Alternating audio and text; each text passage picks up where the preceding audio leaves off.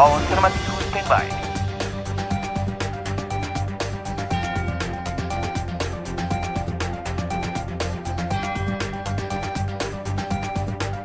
Kamera rolling.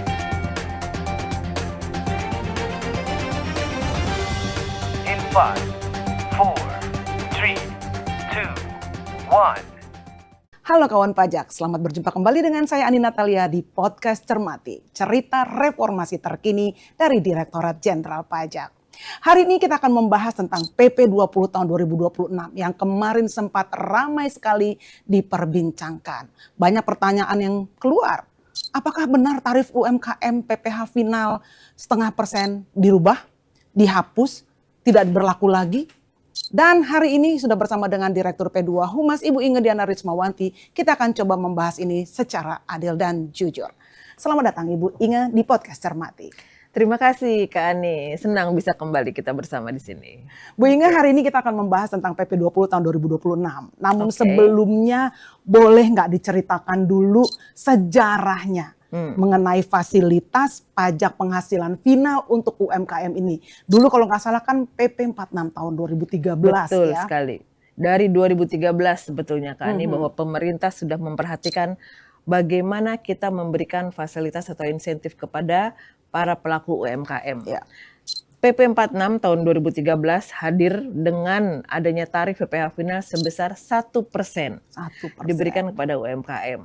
Nah, tapi ternyata gitu kan banyak masukan dari para pelaku UMKM sehingga pemerintah pada tahun 2018 melakukan evaluasi dan merubah PP 46 diterbitkan menjadi PP 23 merubah tarifnya dari 1% menjadi hanya 0,5%. Dan itu tetap berlaku untuk wajib pajak orang pribadi dengan jangka waktu 7 tahun. 7 tahun dulu Betul. ya. Kemudian untuk PT-nya 3 tahun 3. dan CV itu ada 4 tahun. Koperasi juga 4 tahun ya. 4 tahun, betul sekali.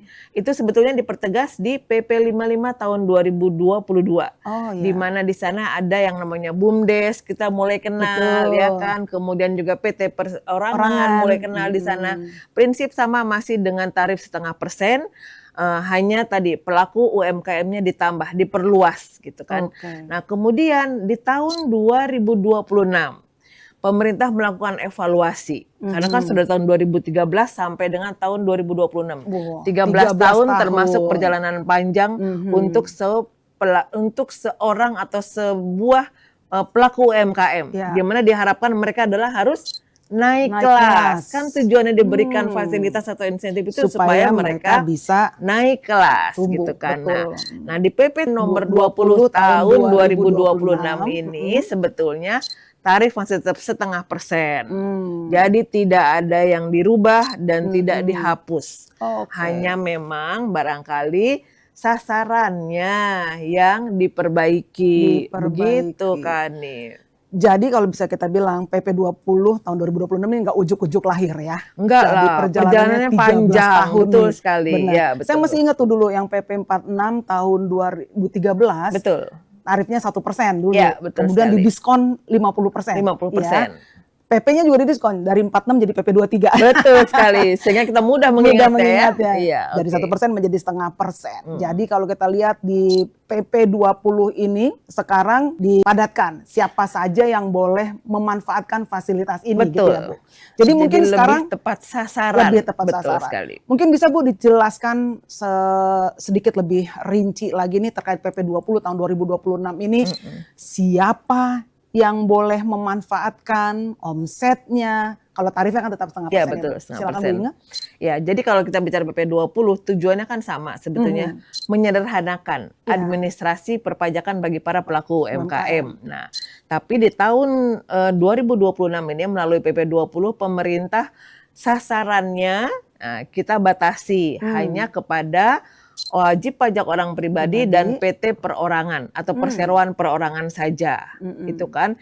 Terhadap PT, kemudian CV dan CV itu tidak lagi mendapatkan fasilitas tarif yang 0,5%. Betul. Untuk koperasi dikasih, tapi diberikan waktu selama 4 tahun. 4 tahun untuk bisa menikmati tarif yang 0,5% tadi. Betul sekali seperti itu. Jadi karena tujuannya untuk memberikan kemudahan administrasi, kita lebih memperhatikan pengusaha-pengusaha kecil yang biasanya dikelola oleh perorangan tadi dan juga koperasi sebagai jalan untuk dia lebih mapan, lebih belajar, ya kan? Kalau baru berdiri, kita beri waktu 4 tahun supaya memanfaatkan tarif yang 0,5% tadi. Supaya dia bisa berkembang, bertumbuh Iya, dan naik kelas betul ya, Bu ya. sekali ya. naik Jadi kelas. kalau ada yang bilang kawan pajak, oh tarif UMKM 0,5% dihapus, berarti ini tidak benar ya Bu Inge ya? Tidak benar, 0,5% masih ada. Betul. Apalagi batasan omsetnya. Tetap ya Bu? Batasan omsetnya 4,8 miliar satu tahun. tahun. Itu masih tetap. Betul. Tidak diubah. Betul. Tetap masih berlaku. Dan yang penting sebetulnya dari 4,8 itu yang 500 juta Sampai dengan 500 sampai juta? dengan 500 juta masih bebas pajak. Waduh. Jadi mereka mulai bayar pada saat omsetnya di atas 500 juta. Nah, ada satu lagi Kak Ani, lagi tuh? bahwa untuk orang pribadi dan PT perorangan ini tidak diberikan batas waktu. Oh tadinya kan 7 tahun? Betul. Oh, Sekarang mereka bisa menikmati selamanya. Selama memenuhi Memenuhi kriteria kriteria omset tadi. Ya. 4,8 miliar Betul. setahun. Bukan berarti kalau selamanya kita harapkan mereka selamanya bayar 0,5%, ya Iya, kan? Kita betul. berharap mereka akan naik kelas sehingga akan Betul. kembali kepada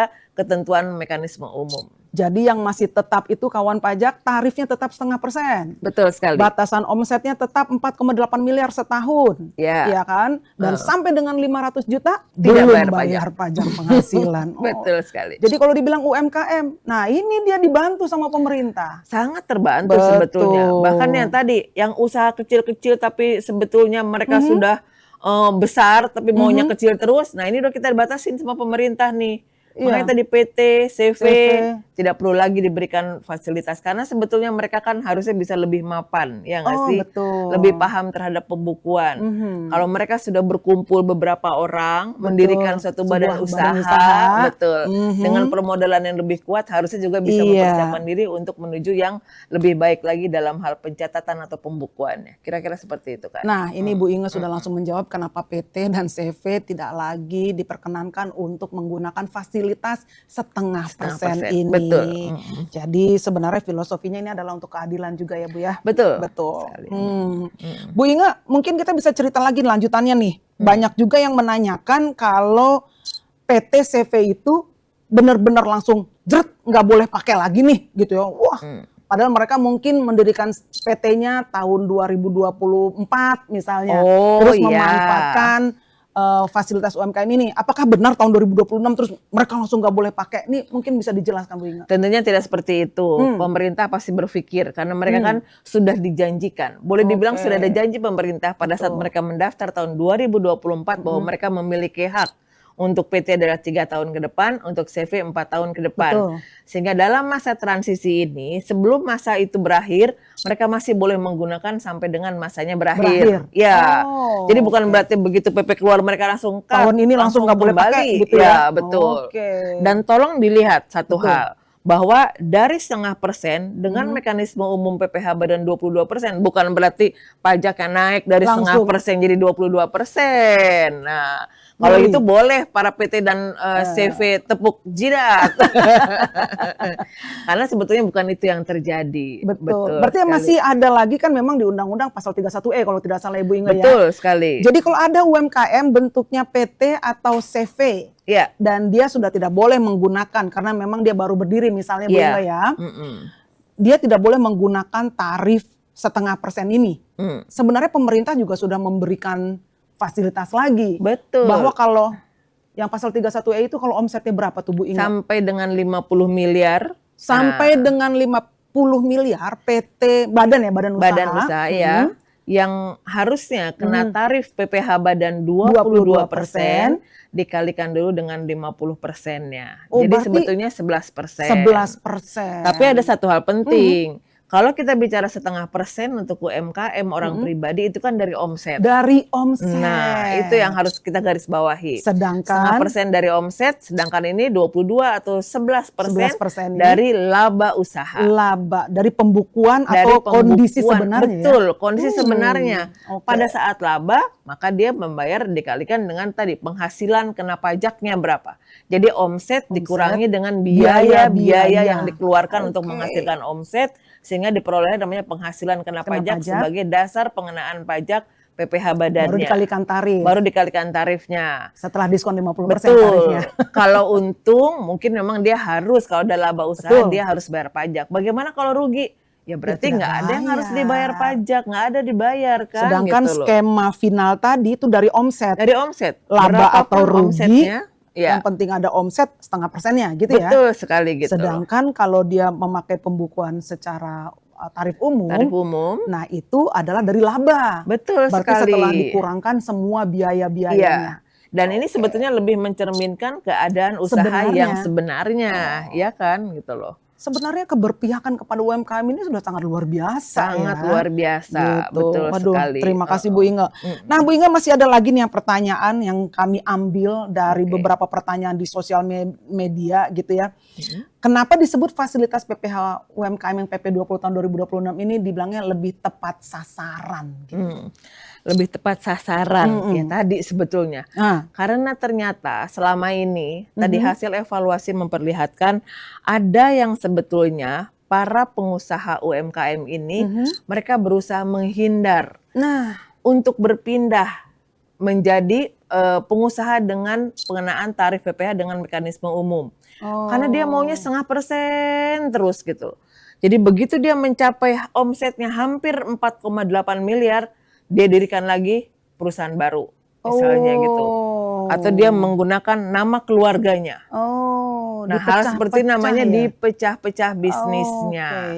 Supaya tadi, kalau saya jadi pengusaha, omset di atas 4,8, naik kelas dong, namanya bangga dong harusnya. Tapi ada beberapa pihak yang ternyata malah memanfaatkan hal tersebut, celah tersebut untuk membuka bisnis baru, itu kan, membuka usaha baru dengan menggunakan nama yang lain. Jadi memecah-mecah bisnisnya, sehingga tadi menjadi tidak tepat sasaran. Makanya katakan menjadi tidak tepat sasaran.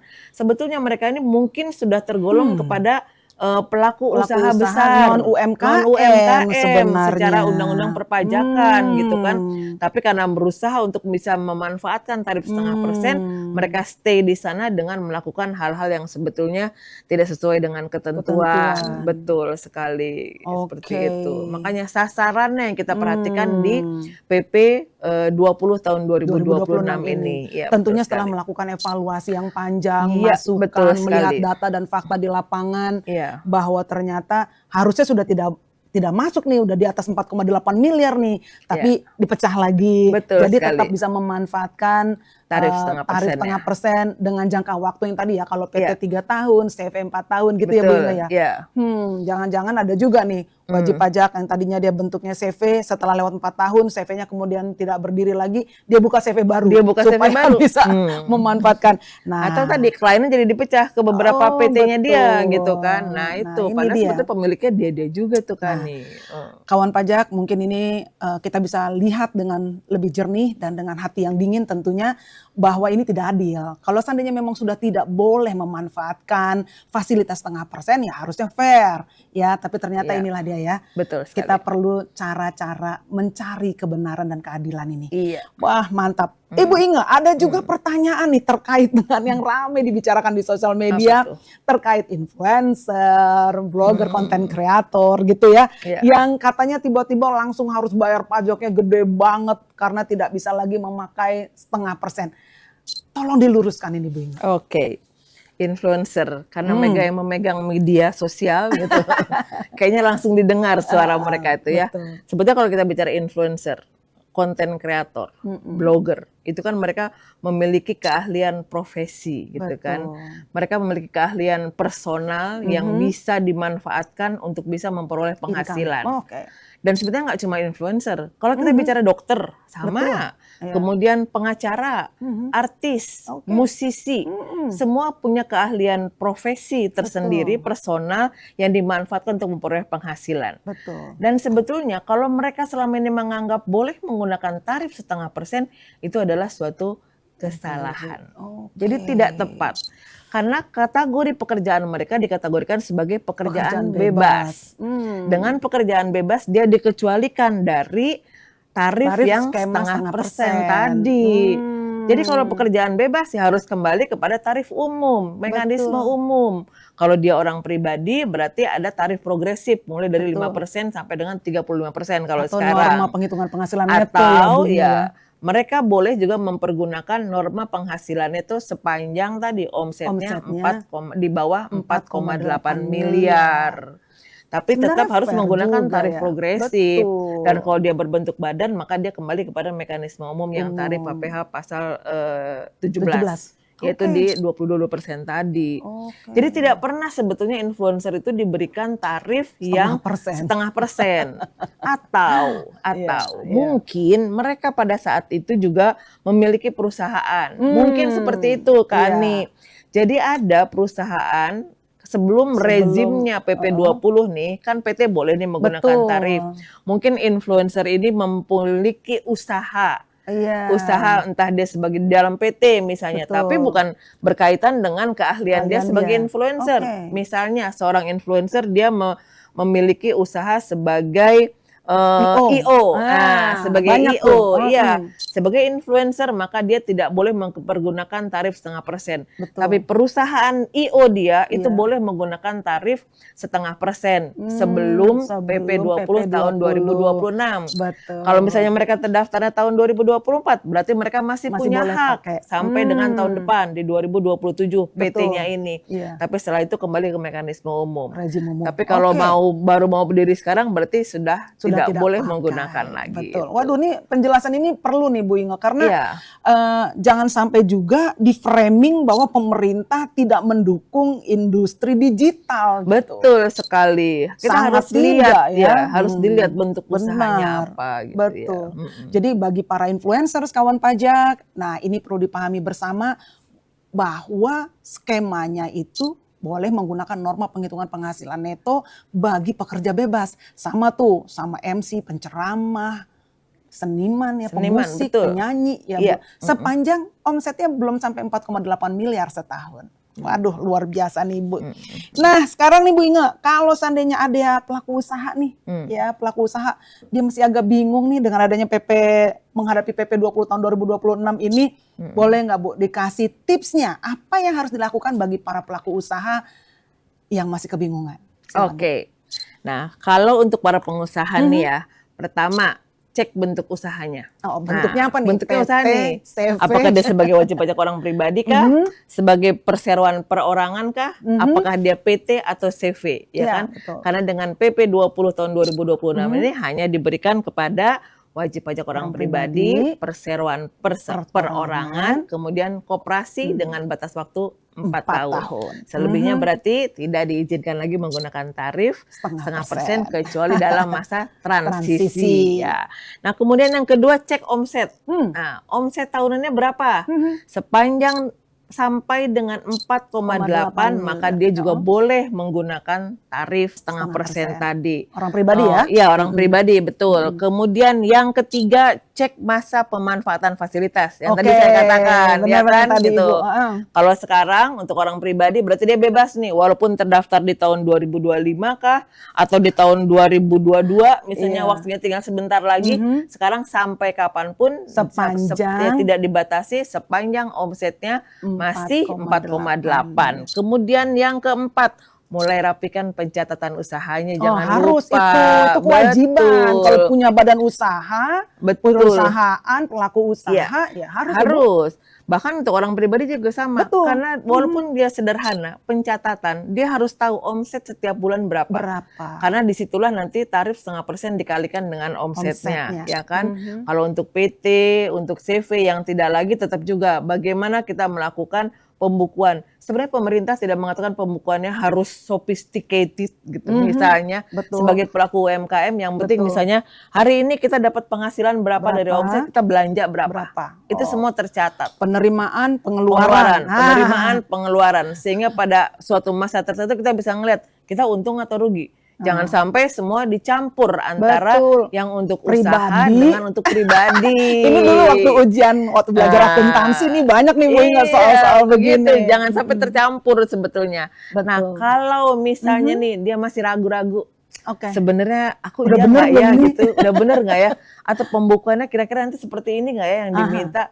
Nah itu boleh ditanyakan ke kantor pajak. Mantap. Atau dicek dulu kanal media Sosial. informasi Iya, dari Direktorat bisa. Jenderal Pajak. Oh iya, betul. Di website, di medsos, ya kan, di YouTube juga saya yakin Betul. ada nanti bagaimana cara membuat pembukuan sederhananya gitu kan. Atau kalau masih ragu juga silakan datang ke kantor pajak. Nanti pasti teman-teman pegawai pajak akan berusaha untuk menjelaskan apa yang perlu dilakukan oleh seseorang yang melakukan usaha. Intinya kawan pajak, cari informasi dari sumber yang terpercaya. Betul sekali. Ibu Inge, ini udah banyak sekali yang kita bahas hari ini. Ya. Terima kasih sudah mencerahkan, sudah memberikan gambaran yang benar-benar dari Direktorat Jenderal Pajak tentang PP 20 tahun 2026 ini. Wrap up Ibu, kalau seandainya boleh diungkapkan 3 hal yang harus dipahami, diketahui oleh kawan pajak terkait PP 20 tahun 2026 ini, apa saja Bu Inge? Oke, kita bicara hal-hal yang paling seru dibicarakan di masyarakat nih. Pertama, tarif 0,5% dihapus, itu tidak benar. Tetap ada. Oke. Tarif 0,5% tetap ada. Tetap ya berlaku. Kan? Tetap berlaku dan itu berlaku untuk UMKM, hanya sasarannya yang diperbaiki. Oke. Yang kedua, batas omset 4,8. Tetap 4,8. Tidak Oke. ada perubahan, tidak ada kenaikan, tidak ada Tidak ada penurunan. Dan jangan lupa untuk orang pribadi sampai dengan 500 juta masih belum membayar PPh. Betul, belum membayar pajak. Intinya seperti itu. Jadi kawan pajak, pemerintah tetap memperhatikan UMKM. 0,5% tarifnya, sepenuh hati bayarnya. Luar biasa. Luar biasa. Jangan lupa bahwa tujuan yang sebenarnya dari PP 20 ini adalah supaya fasilitas ini lebih tepat sasaran. Betul Dapat Bu Inge, sekali. saya ingat nih Bu Inge. Ya, oke. Baik kawan pajak, terima kasih Bu Inge untuk Sama-sama. podcast hari ini sudah menjelaskan tentang PP 20 tahun 2026. Jadi Bapak Ibu kawan pajak yang kami sayangi, bahwa tarif PPh final untuk UMKM tetap 0,5% dengan batasan omset 4,8 miliar setahun. Dan wajib pajak orang pribadi UMKM sampai dengan 500 juta rupiah omsetnya masih belum bayar pajak penghasilan. Namun kami semua mendoakan bahwa usaha Bapak Ibu, ekonomi kita tetap tumbuh dan usahanya boleh berjalan dengan lancar. Dan mari miliki mindset yang sehat. Tidak apa bayar pajak lebih besar, karena artinya omset dan penghasilannya lebih besar. Jadi siap untuk meraup omset yang lebih banyak. Ingat ada konsekuensinya bahwa kita juga harus berkontribusi kepada negara lebih besar lagi. Tetap semangat semuanya, tetap berikan yang terbaik untuk Indonesia, dan sampai jumpa di podcast Cermati berikutnya. Cermati cerita reformasi terkini.